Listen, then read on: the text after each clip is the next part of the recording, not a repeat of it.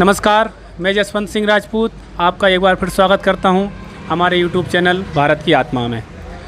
हम नए नए किसानों से आपको मिलवाते रहते हैं और नई नई जानकारियाँ आप तक पहुंचाते रहते हैं। तो आज हम आए हैं बैरसिया परमार कृषि सेवा केंद्र, बात करेंगे लोकेन जी राजपूत से।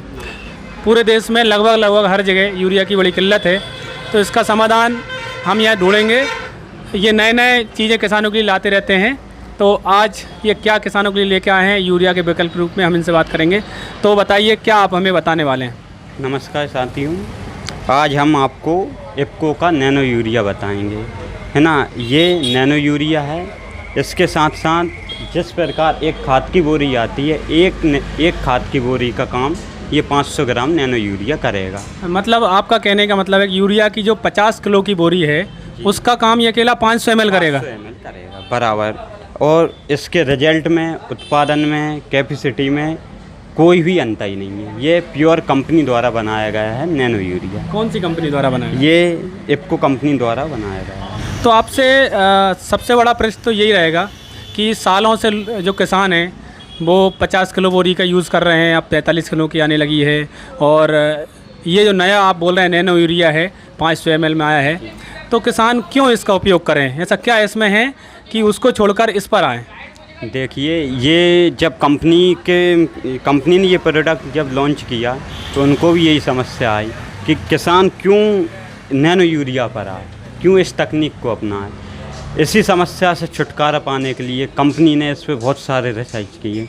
कंपनी ने जब अनुसंधान किए, है ना, कंपनी ने लगभग 11,000 किसानों के खेतों में नैनो यूरिया और सादा यूरिया, तरल यूरिया और जो अपना सॉलिड होता है ठोस यूरिया का उपयोग किया। एक बोरी यूरिया अपने 1 एकड़ किसान मतलब खेती में उपयोग किया। उसी जगह में 500 ml नैनो यूरिया का उपयोग किया। इसके बाद पाया गया, मतलब उत्पादन में पाया गया 10% की वृद्धि नैनो यूरिया के द्वारा हुई है। साथ ही साथ इसका कोई भी साइड इफ़ेक्ट नहीं है। फसल को सीधे डायरेक्ट फ़ायदा होता है इसका, सीधा उत्पादन, सीधे अपन फसल को सीधी तरीके से इसको अपन पहुंचा सकते हैं पत्तियों के माध्यम से।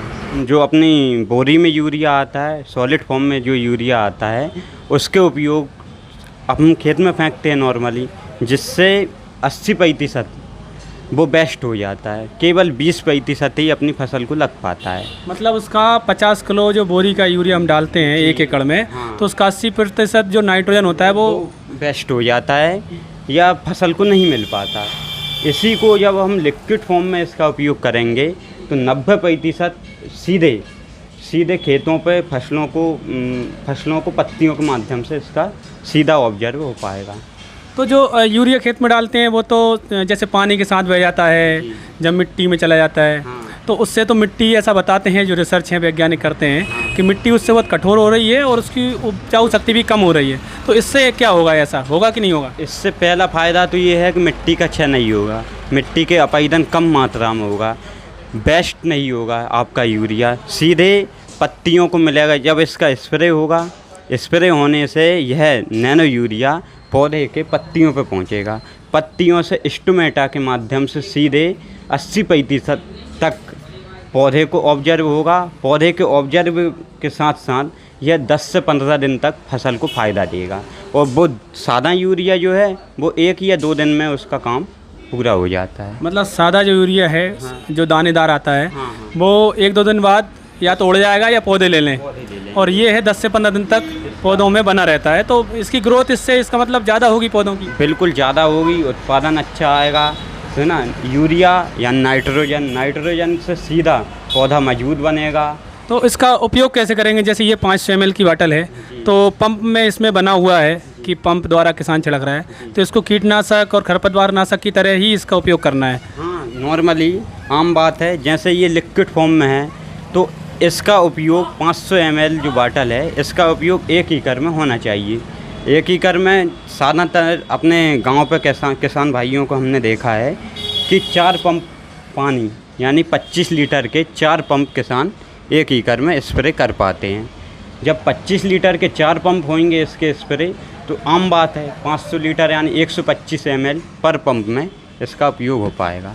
मतलब एक तरह से ये कहें कि जो 100 लीटर पानी 1 एकड़ में डालते हैं, हाँ। उस 100 लीटर में इस 500 ml को मिलाना है। अब पंप छोटा बड़ा है तो उस पर उससे कम ज़्यादा कर सकते हैं डोज। वो किसान के हिसाब से डिपेंड अच्छा, करेगा। दूसरा ये कि जैसे इसको अपन ने स्प्रे किया तो ये कब करना चाहिए और कब क्या क्या सावधानी इससे बरतना चाहिए? नहीं, स्प्रे का जैसे जब किसान पहला खाद फेंकते हैं, पहले पानी पे फेंकते हैं, है ना, तो जैसे कंपनी ने बताया है कि पौधे की ग्रोथ के लिए पहला स्प्रे किया जाता है। सेकंड स्प्रे इसका किसान भाइयों का आमतौर पे देखा गया है गबोट के टाइम पे किया जाता है। हालांकि इसकी कुछ सावधानियां भी बताई गई है, जैसे एक तो खेत में नमी होना चाहिए, पर्याप्त नमी होना चाहिए। नमी होना चाहिए मतलब जो दानेदार यूरिया है उसको डालते हैं तो पहले उसमें नमी नहीं होती, डालते हैं फिर उसको ऊपर से पानी करते हैं, तो इस नमी होना चाहिए, मतलब पहले पानी करें फिर 1-2 दिन बाद इसको डालें। हाँ, पहले पानी होना चाहिए, इसके बाद स्प्रे होगा तो वो ज़्यादा कारगर रहेगा।